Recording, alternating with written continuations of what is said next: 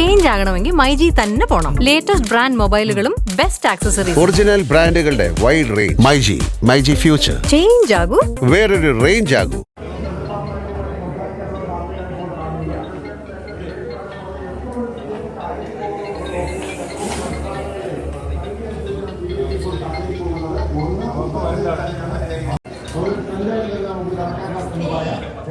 രാജസ്ഥാനാണ്. ഏതാണ്ട് 10 സീറ്റുകളിലധികം ഇപ്പോൾ കോൺഗ്രസിന് അവിടെ പിടിക്കാൻ കഴിയുന്നത്.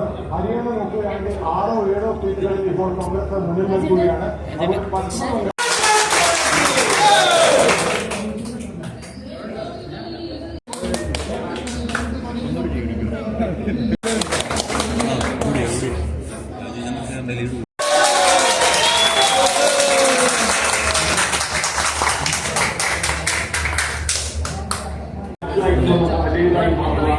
ഏജൻസിയോട് വ്യക്തമാക്കുകയും ചെയ്തപ്പോൾ മോദിക്ക് വാരണാസിയിലുണ്ട് എന്നുള്ളതാണ്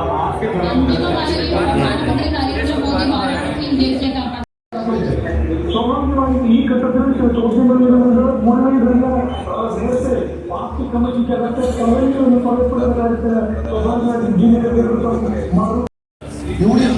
തൃശ്ശൂരിൽ സുരേഷ് ഗോപി പടിപടിയായി ഇപ്പോഴത്തെ നിലയനുസരിച്ചാണെങ്കിൽ ആകെ എക്സിറ്റ് പോൾ ഫലിക്കുന്നത് കേരളത്തിൽ മാത്രമാണ്. സത്യമായിട്ടുമായിരിക്കും അടിയന്തരാവസ്ഥയ്ക്ക് ശേഷമുള്ള തെരഞ്ഞെടുപ്പിൽ കേരളം എങ്ങനെ മറ്റ് സംസ്ഥാനങ്ങളിലെ ട്രെൻഡിൽ നിന്ന് വ്യത്യസ്തമായി നിന്നോ ഏതാണ്ട് അതുപോലെയാണ് എന്ന്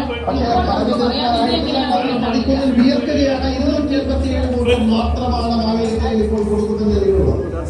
എന്തായാലും ദേശീയ തലത്തിൽ നോക്കുകയാണെങ്കിൽ പല സംസ്ഥാനങ്ങളിലും പൂജ്യമായിരുന്ന കോൺഗ്രസ് ഒരുപാട് സീറ്റുകളിൽ ലീഡ് ചെയ്യുന്നുണ്ട്. അത് ഗുജറാത്തിൽ ഉണ്ട്, രാജസ്ഥാനിൽ ഉണ്ട്, യുപിയിൽ പ്രത്യേകമായി ഉണ്ട്. അങ്ങനെ കോൺഗ്രസിലും ഇന്ത്യ സഖ്യത്തിലും ഒരുപാട് മുന്നേറ്റം നാം കാണുകയാണ്.